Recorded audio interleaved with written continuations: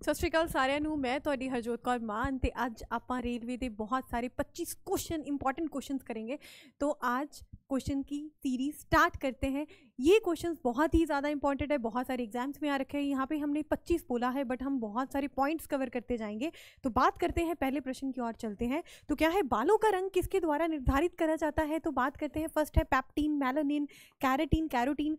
सारे ही एक जैसे लग रहे हैं। तो कैरोटीन से याद रखना है, कैरेट की बात हो रही है, गाजर की बात हो रही है। तो किन किन को गाजर खानी पसंद है तो प्लीज़ कमेंट में बताइएगा। अगर कैरेटीन की बात करते हैं, कैरेटीन हमने बहुत सारी देखा है, कैरेटीन ट्रीटमेंट लड़कियां ज़्यादातर करवाती रहती है, बहुत ही अच्छे बाल लेके घूमती हैं। तो कैरेटीन से याद रखना है। प्रोटीन जो हम अपने बालों को देते हैं that is known to be keratin, है ना। तो अब बात करते हैं मेलानिन की। जो हमारी आंखों का रंग है वो भी मेलानिन डिसाइड करता है। मेलानिन की बात करी जाए तो मेलानिन इज़ ऑल अबाउट हमारी आंखों का रंग डिसाइड करता है। अगर हमारे फेस पे बहुत सारे मोल्स होते हैं, बहुत सारे दाने होते हैं, ठीक है, एंड वो भी क्या होता है मेलानिन के कारण, क्योंकि मेलानिन पिगमेंट वहाँ पे बहुत ज़्यादा प्रेजेंट हो जाता है, बहुत ज़्यादा कंसंट्रेट हो जाता है, इस वजह से वो मेलानिन पिगमेंट वहाँ पे पाया जाता है। तो हमारा जो हेयर कलर है वो भी मेलानिन के द्वारा डिसाइड करा जाता है। जिसके पास काले रंग के बाल ज़्यादा है तो मतलब क्या है, उसके अंदर मेलानिन ज़्यादा बन रहा है। अगर हमारे आइज़ का रंग काला है तो इसका मतलब ये है कि हमारा वहाँ पे मेलानिन पिगमेंट ज़्यादा है। अगर हमारे मोल्स हैं, मोल्स की तरफ देखा जाए तो वहाँ पे काले काले मोल्स होते हैं हमारी स्किन के ऊपर। तो वो क्यों होते हैं? क्योंकि वहाँ पे मेलानिन पिगमेंट ज़्यादा है। तो यहाँ पे ये चीज़ याद रखना है, मेलानिन पिगमेंट हमारा होता है इन रिस्पॉन्सिबल किसके कारण होता है? हमारे बालों के रंग के लिए, हमारे आंखों के रंग के लिए, सारी चीज़ों के लिए हमारा मेलानिन पिगमेंट रिस्पॉन्सिबल होता है। तो ये वाला क्वेश्चन का आप आंसर याद रखिएगा। हम बात कर रहे हैं इसमें मेलानिन की, ठीक है जी। अब बात करते हैं कैरेटीन की। तो कैरेटीन पिगमेंट जो पाया जाता है दैट इज इन किस में पाया जाता है? हमारा कैरेट्स में पाया जाता है। ये हमारा कैरेट्स में पाया जाता है, ठीक है। और कैरेटीन जो ट्रीटमेंट है जो हम नॉर्मली बालों के लिए देखते हैं वो प्रोटीन है जो हमारे बालों के लिए बहुत ज़्यादा इंपॉर्टेंट है, जो हम कई बार करवाते भी हैं। चलो जी, अब मूव करते हैं नेक्स्ट प्रश्न की ओर। नेक्स्ट प्रश्न हमारा क्या कह रहा है हमसे, what is the form of the DNA in the biology. DNA के ऊपर इतने सारे क्वेश्चन आ रखे हैं और ज़्यादातर पूछा जाता है कि डीएनए का स्ट्रक्चर किसने बताया था। तो याद रखना है, डीएनए का स्ट्रक्चर बताने वाले कल हमने डिस्कस करा था, दैट वॉज रॉबर्ट ब्राउन। हमने याद करा था रॉबर्ट नाम के दो इंसान थे, एक तो रॉबर्ट ब्राउन था जिन्होंने बताया था डीएनए के बारे में, और एक था रॉबर्ट हुक जिन्होंने बताया था सेल कोशिकाओं के बारे में बताया था। डार्क जो हमारे बार्क के सेल्स होते हैं, डेड सेल्स होते हैं, मरे हुए सेल्स होते हैं, मरी हुई कोशिकाएं होती हैं, उनको डिस्कवर करा गया था रॉबर्ट हुक के द्वारा, ठीक है जी। तो यहाँ पे डीएनए का फुल फॉर्म पूछा गया है। अगर कभी और पूछा जाता है जो डीएनए हमारा कॉम्प्लेक्स स्ट्रक्चर है, ठीक है जी। तो अब इसमें बात करते हैं डीएनए क्या है। डू नॉट वॉक फास्ट, तेज मत चलना, ठीक है, इसका मतलब ये है तेज मत चलना, ठीक है। डीऑक्सी राइबो न्यूक्लिक एसिड, हाँ जी ये चीज़ सही लग रही है। Digital network architecture, digital network में तो हम घूम ही नहीं रहे, ठीक है। डेजिग्नेटेड नेशनल अथॉरिटी, तो इसमें ये चीज़ याद रखनी है हमारे पास क्या ऑप्शन है, क्या सही आंसर है हमारा इसमें? हमारा आंसर है डीऑक्सी राइबो न्यूक्लिक एसिड। तो ये चीज़ याद रखनी है। अब बात करते हैं अगले प्रश्न की ओर चलते हैं। अगला प्रश्न हमारे पास क्या है? अगला प्रश्न है, who is known to the father of the modern genetics. अगर जेनेटिक्स की बात आती है, आधुनिक अनुवांशिकी के जनक के रूप में किसको जाना जाता है? जेम्स वॉट्स को जाना जाता है, जॉर्ज मेंटल को जाना जाता है, रॉबर्ट ब्राउन को जाना जाता है, या रोजलिन फ्रैंकलिन को जाना जाता है। तो यहाँ पे ना दो चीज़ें याद रखने वाली है। एक तो ये है कि अगर बात करी जाए जॉर्ज मेंडल सर ने, उन्होंने क्या करा कि जो मटर होता है, मटर के प्लांट्स होते हैं, उनके ऊपर एक्सपेरिमेंट करा कि कौन सा टॉल रहता है, कौन सा छोटा रहता है। तो बहुत सारी उन्होंने ऐसे कॉम्बिनेशन बिठाए। कॉम्बिनेशन बिठाने के बाद उनके जो ऑफ स्प्रिंग्स पैदा हुई, उनकी स्पीशीज आगे पैदा हुई, तो उनको देखना स्टार्ट कर दी कि हाँ जी इसमें क्या हो रहा है, क्या चीज़ चेंजेस आ रही है, कितने टॉल हो रहे हैं, कितने शॉर्ट हो रहे हैं। तो ये वाला जो एक्सपेरिमेंट हम पढ़ते थे वो किसने बताया था? जॉर्ज मेंडल ने। तो हमारा father of the modern genetics भी कौन होंगे? जॉर्ज मेंडल होंगे। तो ये चीज़ आपको उस तरीके से याद रखनी है। अगर बात करी जाए रॉबर्ट ब्राउन सर की, तो इन्होंने बताया था डीएनए के बारे में, डीएनए के बारे में, ठीक है जी। तो ये चीज़ हम ऑलरेडी डिस्कस कर चुके हैं डीएनए के बारे में। अगले प्रश्न की ओर चलते हैं। अगला प्रश्न है हमारा, how many litres of blood an adult human have. एक अडल्ट मनुष्य के पास कितने लीटर रक्त होता है? 3, 4, 5, 6। तो यहाँ पे ये चीज़ याद रखना है, जो हमारा ब्लड है, जो रक्त की बात करते हैं, तो उसके हमारे पास कितने लीटर्स होते हैं? 4.5 से 5 लीटर के पास में वेरी करता है। तो यहाँ पे आप 5 लीटर आंसर मार्क करोगे, क्योंकि हमारे पास क्या है 4.5 से 5 तक, है ना। तो हमारे पास क्या है 5 लीटर ब्लड एटलीस्ट होता है। अब बात करते हैं इसमें ब्लड में हमारे पास क्या चीज़ें पाई जाती है। एक तो हमारे पास क्या है, WBCs पाई जाती है, RBCs पाई जाती है, वाइट ब्लड सेल्स पाए जाते हैं, RBCs पाई जाती है, रेड ब्लड सेल्स पाए जाते हैं, जो हमारे ऑक्सीजन के लिए ऑक्सीजन कैरी करते हैं। अब दूसरी बात हीमोग्लोबिन होती है, उसमें हमारी ऑक्सीजन कैरी होती है। दूसरी बात ये है कि अगर मान लो हमारा कार्बन मोनोऑक्साइड गलती से अटैच हो जाए तो हमारा क्या है, बहुत ज़्यादा हानिकारक है हमारी सेहत के लिए। तो कार्बन मोनोऑक्साइड तो कभी भी इनहेल करनी ही नहीं है किसी हाल में।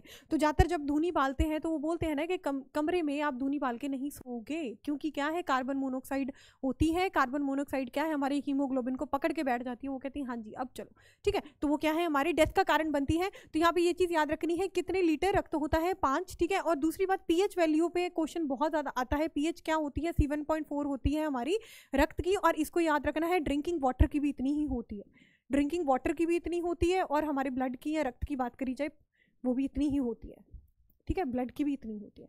तो ये दोनों पॉइंट्स आपको याद रखने हैं। अब बात करते हैं अगले प्रश्न की ओर चलते हैं। अगला प्रश्न हमारे पास क्या आ गया, अगला प्रश्न है how many muscles are used to control the eyeball. नेत्र गोलों को नियंत्रित करने के लिए कितनी मांसपेशियों का उपयोग किया जाता है, 5, 4, 6, 7। तो यहाँ पे ये चीज याद रखना, 6 मांसपेशियों का उपयोग किया जाता है। तो क्या आंसर है हमारे पास, 6 आंसर है इसका। तो आपको ये थर्ड आंसर याद रखना है। अगले प्रश्न की ओर चलते हैं। अगला प्रश्न हमारे पास क्या आ गया, which of the following biology is the energy currency of the cells. Energy currency की बात करी जाए, जीव विज्ञान में निम्नलिखित में कौन सा कोशिकाओं की ऊर्जा मुद्रा है। तो यहाँ पे ये चीज याद करना, पीटीए, पीएडी, एडीपी या एटीपी, एडिनो ट्राइफॉस्फेट, ठीक है।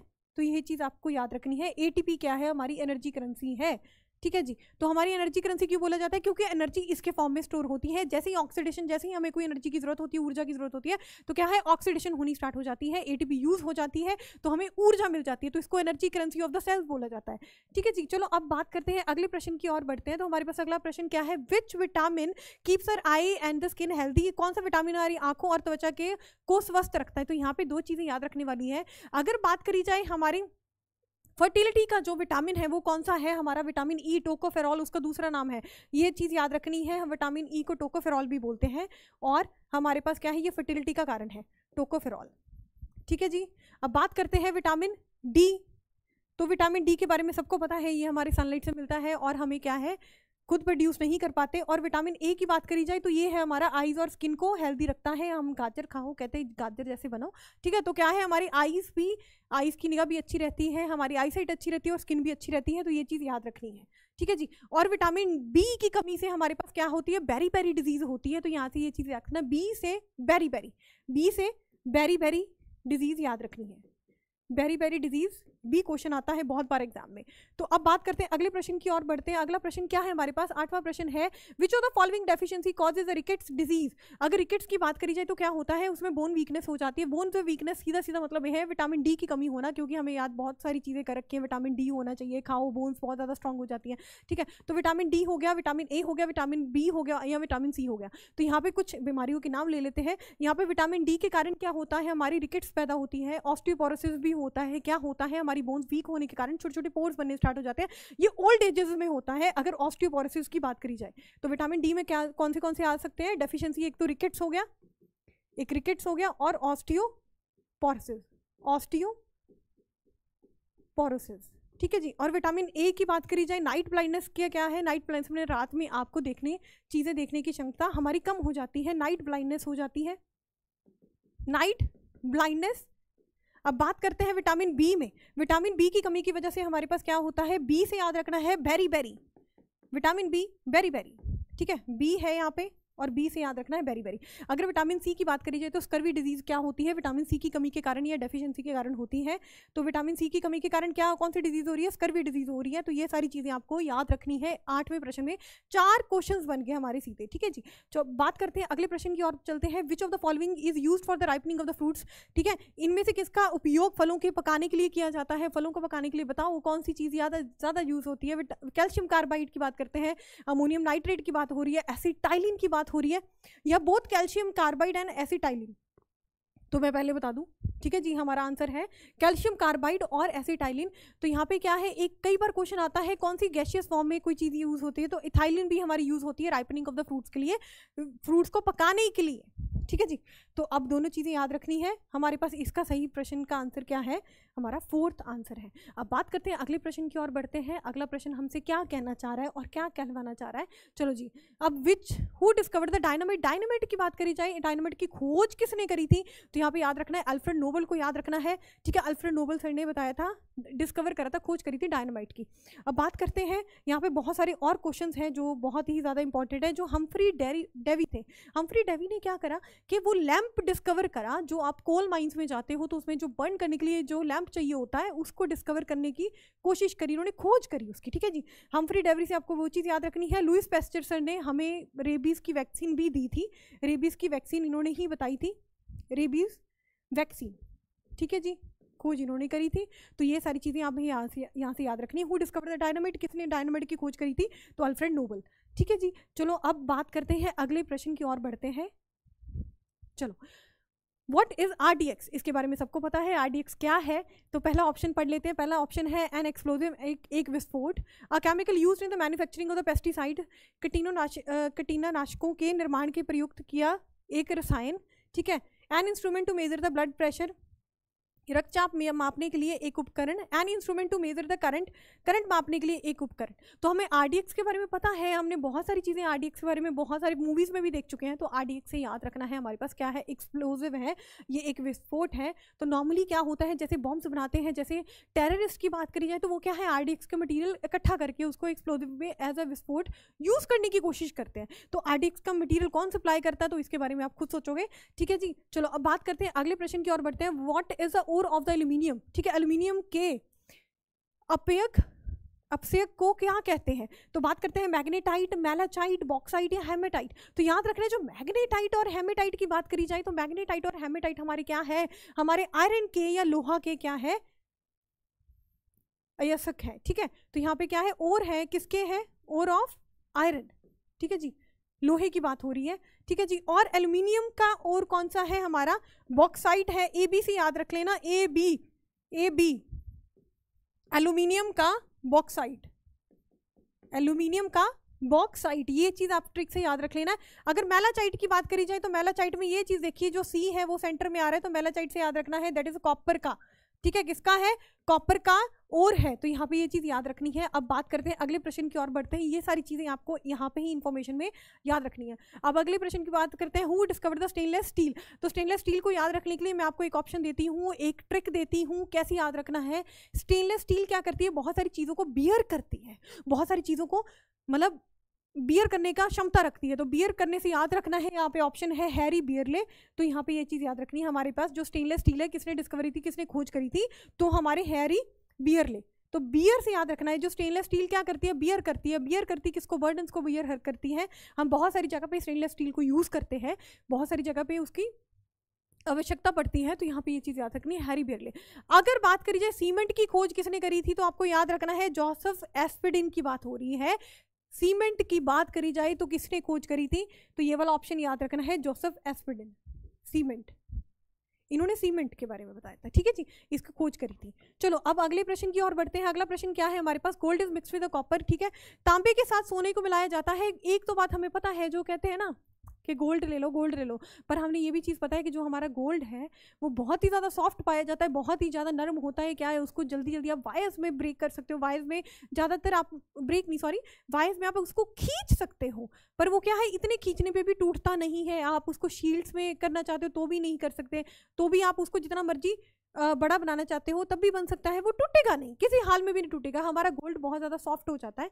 इस वजह से क्या है, जब हम गहने बनाते हैं तो वो तो बहुत ज़्यादा हार्ड होते हैं। तो क्या होता है, तांबा मिक्स करना पड़ता है। तो इसमें सही ऑप्शन बताइए, to make gold more yellow, हमारा सोने को और पीला बनाने के लिए, to give the gold shine, सोने की चमक देने के लिए, या बात करते हैं to make a gold soft, to make a gold hard, सोने को सख्त करने के लिए। तो यहाँ पे ये चीज़ याद रखना है, जो तांबा है हमारे गोल्ड के अंदर मिक्स करते हैं, सोने के अंदर मिक्स करते हैं, क्योंकि हम गोल्ड को और ज़्यादा हार्ड बनाने की कोशिश करते हैं। ठीक है, तभी हम इसको ऑर्नामेंट्स में यूज़ कर पाते हैं।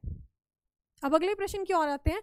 द कर्व्ड मिरर, एक घुमावदार दर्पण जिसका परावर्तक सतह अंदर की और घुमावदार होता है, क्या कहलाता है? कनकेव मिरर बोलते हैं, प्लेन कन्वेक्स मिरर बोलते हैं, प्लेन मिरर बोलते हैं, कन्वेक्स मिरर बोलते हैं। तो यहाँ पे 2-3 चीजें याद रखने वाली हैं, ठीक है। ये हमारे प्रकाश चैप्टर पे आता है। तो अगर बात करी जाए कनकेव की, तो इसमें क्या है, हमारे पास ऐसी चीजें स्ट्रक्चर होती है, तो यहाँ पे किरणें आती हैं और तो यहाँ पे रिफ्लेक्ट हो जानी स्टार्ट हो जाती हैं। तो यहाँ पे क्या है, ये वाला हमारा होता है कनकेव मिरर की बात करी जाए तो ये आंसर है इसका, कनकेव मिरर। अगर बात करी जाए प्लेन मिरर की, नॉर्मल हमारे घरों में प्लेन मिरर लगा जाता है। आप अपने आप को पूरा देखना चाहते हो तो एक क्वेश्चन ऐसा भी आता है, तो कितने लेंथ का आपको मिरर यूज करना है, कितने लेंथ का आपको शीशा यूज करना है ना। तो क्या होता है, जो हम शीशा यूज करते हैं, जितना हमारा लेंथ है, जितनी हमारी हाइट है, ठीक है, जितनी हमारी हाइट है उससे कम, उसके आधी हाइट वाला आपने मिरर यूज करना है, तो आप अपने आप को पूरा देख पाओगे। ये वाला क्वेश्चन बहुत ज़्यादा फेमस है, बहुत ज़्यादा क्वेश्चन बहुत बार आया है। तो यहाँ पे हमारा सही आंसर क्या है, अगर सही आंसर की बात करते हैं तो कनकेव मिरर है, ठीक है जी। चलो अब बात करते हैं अगले प्रश्न की ओर बढ़ते हैं। क्या है, व्हीटस्टोन ब्रिज। व्हीटस्टोन ब्रिज का उपयोग मापने, किसको मापने के लिए करा जाता है, ठीक है, lower and the higher values of current, ठीक है, lower and higher values of the current, या बात करते हैं वोल्टेज की, lower the value of the voltage, या रेजिस्टेंस की वैल्यू, प्रतिरोध की, है ना। तो व्हीटस्टोन ब्रिज में क्या होता है, हमारे पास 4 रेजिस्टेंसेस होती हैं, बट हमारा उनका क्या है, आसपास का अगर रेशियो देखा जाए तो वो इक्वल रह जाता है। क्यों ऐसा, व्हीटस्टोन ब्रिज में ऐसा क्या अलग से है प्रतिरोध में, तो क्या है, ऐसे करके हमारे 4 प्रतिरोध लगे होते हैं। अगर बात करी जाए जो ऑपोजिट वाले हैं, जो ये वाला और ये वाला, इनका प्रोडक्ट है वो उन सामने वालों के इक्वल होता है, तो ये कंडीशन होती है व्हीटस्टोन ब्रिज की। तो इसका मतलब ये है, अगर बीच में कोई भी रेजिस्टेंस लगा होगा उसका कोई फर्क नहीं पड़ेगा, बीच में कोई भी प्रतिरोध लगा होगा उसका कोई मतलब नहीं होगा।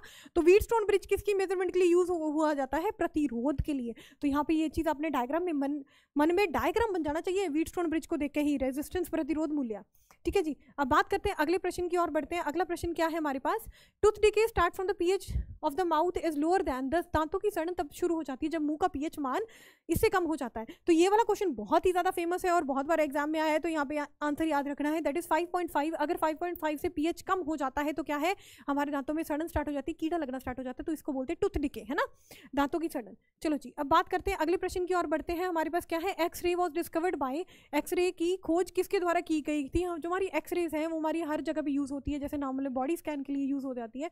और दूसरी बात ये है, अगर नॉर्मल हम रेलवे स्टेशन पे जाते हैं तो क्या होता है, जैसे मेट्रोज में भी जाते हैं ना, मेट्रोज में क्या होता है, हमारा सामान चेक होता है, हम अपना सामान वहाँ पे रखते हैं, तो वो जो स्कैनिंग होती है वो किसके कारण होती है, वो दैट इज एक्सरे के कारण होती है, उसमें इमेजेस बनती है वो सारी एक्सरे के कारण होती है। तो यहाँ पे ये चीज़ याद रखना है। अब ये तो खोज बहुत इंपॉर्टेंट हो गई है ना, तो एक्सरे की खोज किसने करी थी, तो रॉइंगटन सर को याद रखना है, दैट इज रॉइंगटन सर। किसको याद रखना है, रॉइंगटन सर को आपको याद रखना है, हमारा ऑप्शन ये है सही, ठीक है। अगर मार्कोनी की बात करी जाए तो मार्कोनी को याद रखना है रेडियो से, ठीक है जी, रेडियो से याद रखना है। हेनरी बैक्वेरेल को आपको रेडियो एक्टिविटी से याद रखना है, रेडियो एक्टिविटी से याद रखना है। ये सारी खोजें हैं, तो आपको ये चीज़, तीनों चीज़ें याद रहनी चाहिए। अगर एक्सरे की बात करी जाए तो हमारे पास रॉइंगटन सर है, अगर बात करी जाए मार्कोनी की तो मार्कोनी का क्या है, रेडियो, ठीक है, इन्होंने रेडियो की खोज करी थी। अगर बात करी जाए हेनरी बैक्वेरेल तो उन्होंने बताया था रेडियो एक्टिविटी के बारे में, ठीक है जी। चलो अब अगले प्रश्न की ओर बढ़ते हैं। अगला प्रश्न क्या है हमारे पास, 19वां प्रश्न है, what is a normal pulse rate of the human. अगर बात करें मनुष्य की सामान्य नाड़ी दर क्या है, 80 से 90 beats per minute, 97 beats per minute. 97 beats per minute तब होगा जब आप कहीं भागना स्टार्ट करोगे, ठीक है, तो आपका धीरे धीरे आपकी पल्स रेट क्या है, इंप्रूव हो जाएगी, बढ़ जाएगी। तो हमारे पास क्या है, इसका सही आंसर क्या है, 70 तो 80, 70 to 80 बीट्स पर मिनट, ठीक है जी। तो ये चीज़ आपको याद रखनी है, मन में बिठा लेनी है, ओके जी। चलो अब अगले प्रश्न की ओर बढ़ते हैं। अगला प्रश्न क्या है हमारे पास, which of the following animals has a comparatively long intestine, ठीक है, निम्नलिखित में कौन सा जानवर आंत मतलब कंपैरेटिवली लंबी होती है। अगर बात करी जाए लंबी क्यों होती है, ये भी चीज़ पता होनी चाहिए, लंबी इस वजह से होती है। अगर बात करते हैं हर्बीवोरस की, जो हमेशा ही घास फूस खाते रहते हैं बेचारे, ठीक है, तो वो क्या है, उनको घास फूस को सेल्यूलोस होता है, उसको डाइजेस्ट करने में बहुत समय लग जाता है और बहुत धीरे डाइजेस्ट होता है, उसके लिए क्या है, लॉन्ग इंटेस्टाइन्स चाहिए, लंबी आंत चाहिए होती है। इस वजह से क्या है, अगर यहाँ पे आप देखो कौन सा घास खाता है, तो अब इसके बारे में डिस्कस कर लेते हैं। फॉक्स हो गया, टाइगर हो गया, डॉग हो गया, रैबिट हो गया। तो यहाँ पे लोमड़ी की बात करें, बाघ की बात करें, कुत्ते की बात करें या खरगोश की बात करें, तो प्यारा सा खरगोश जिसके दांत बड़े प्यारे होते हैं, ठीक है जी, और इनकी हरकतें भी बड़ी प्यारी होती हैं।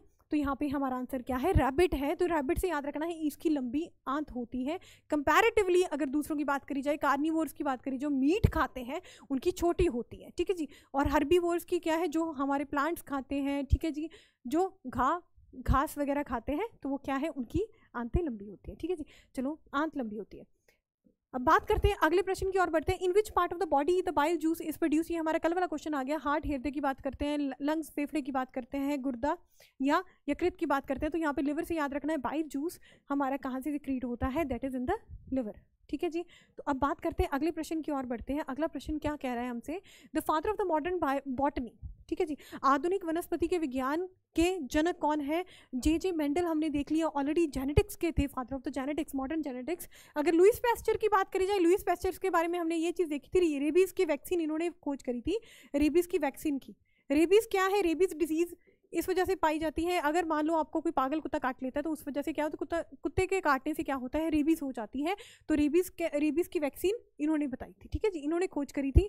अगर बात करी जाए कार्लस लीनियस, तो इन्होंने क्या करा था, टैक्सोनॉमी, फादर ऑफ टैक्सोनॉमी बोला जाता था, है ना, फादर ऑफ टैक्सोनॉमी भी इनको बोलते हैं। अगर बात करी जाए father of the modern botany क्या है हमारे पास, कार्लस लीनियस, ठीक है जी, Carolus Linnaeus. Father of taxonomy भी इनको यही बोला जाता है, फादर ऑफ टैक्सोनॉमी, टैक्सोनॉमी, ठीक है जी। अब ये वाली सारी चीजें आपको याद रखनी है। अब बात करते हैं अगले प्रश्न की ओर चलते हैं। एक हाइग्रोमीटर क्या मापता है? अगर हाइग्रोमीटर की बात करी जाए, हाइग्रो से ही याद रख लेना चाहिए, कुछ हाइड्रो कुछ लग रहा है, हाइग्रो मतलब हाइड्रो टाइप्स लग रहा है। तो यहाँ पे ये चीज़ याद रखने के लिए क्या है हमारे पास, हीट है, ह्यूमिडिटी है, नमी है, फोर्स है, ताकत है, या रेडिएशन है, विकिरण की बात हो रही है। तो यहाँ पे ये चीज़ क्या याद रखनी है हमारे पास, क्या है, हाइग्रोमीटर क्या मापता है, हमारी नमी, जो हमारे पास आसपास में पाई जाती है, नमी, ह्यूमिडिटी की बात हो रही है, ठीक है जी। अब अगले प्रश्न की ओर चलते हैं। हमारे पास अगला प्रश्न है हमारे पास, what type of the energy is a stretched rubber band have? अगर स्ट्रेच्ड रबर बैंड की बात करें, एक फैला हुआ रबर बैंड किस प्रकार की ऊर्जा को हवा देता है, या कुछ किस प्रकार की ऊर्जा होती है उसके अंदर? अगर स्ट्रेच्ड रबर बैंड की बात करी जाए तो हम बात कर रहे हैं संभावित ऊर्जा। संभावित ऊर्जा क्या है? संभावित ऊर्जा वो है जो ऊर्जा उस बॉडी में आती है या उस वस्तु में आती है, किस वजह से, किसकी, उसकी शेप की वजह से, उसकी पोजीशन की वजह से, उसकी स्थिति की वजह से। तो क्या है, हम रबर बैंड को क्या है, एक बुरी स्थिति में रख रहे हैं, उसको स्ट्रेच करने की कोशिश करें तो उसके अंदर क्या है, संभावित ऊर्जा आ जाती है। तो ये चीज़ याद रखनी है, संभावित ऊर्जा हमारी शेप की वजह से आती है या हमारी हाइट की वजह से आती है। जैसे हम गुरुत्वाकर्षण बल की बात करते हैं तो वहाँ पे क्या है, वहाँ पे भी हमारी पोटेंशियल एनर्जी आती है ना। तो यहाँ पे ये चीज़ याद रखनी है, संभावित ऊर्जा की बात हो रही है, पोटेंशियल एनर्जी की बात कर रहे हैं हम। अगले प्रश्न की ओर चलते हैं। जब कोई वस्तु एक समान वृत्तीय वेग उत्पन्न करती है तो निम्नलिखित में से कौन सा परिवर्तन होता है? अगर बात करी जाए यहाँ पे क्या है, अगर सर्कुलर मोशन में, वृत्तीय गति में, वृत्तीय वेग में कोई है, ठीक है, कोई बॉडी है, सर्कुलर मोशन में मूव कर रही है, गति में मूव कर रही है, तो उसमें ये चीज़ याद रखना है, हर जगह पे, हर पॉइंट पे हमारी दिशा चेंज होती रहती है, दिशा हमारी कभी भी एक जैसी नहीं रहती। तो हमारी सर्कुलर मोशन से ये चीज़ याद रखना है, अगर सर्कुलर मोशन हो रहा है, वृत्तीय गति हो रही है, तो यहाँ पे क्या है, इस पॉइंट पे क्या है हमारी, यहाँ पे इधर की तरफ दिशा है। अगर इस पॉइंट पे बात करें तो इधर की तरफ दिशा है, अगर इस पॉइंट पे बात करें तो इधर की तरफ दिशा है, अगर इस पॉइंट की बात करी जाए तो इधर की तरफ दिशा है। तो हमारी क्या चीज़ चेंज हो रही है, कॉन्टिन्यूसली चेंज किस चीज़ में हो रहा है, किस चीज़ में परिवर्तन सबसे ज़्यादा हो रहा है, ठीक है, ज़्यादातर परिवर्तन हो ही रहा है किस चीज़ में, that is in the direction. Direction हमारी क्या हो रही है, चेंज हो रही है, दिशा हमारी चेंज हो रही है। ये थे हमारे बहुत ही ज़्यादा इंपॉर्टेंट प्रश्न जो हमारे रेलवे के एग्जाम के लिए बहुत ज़्यादा इंपॉर्टेंट है। हम और आपका साथ बना रहेगा, हम बहुत सारी ऐसी क्वेश्चंस 25 क्वेश्चंस लेके आते रहेंगे, आप हमारे साथ बनी रहिए। धन्यवाद, सत श्री अकाल।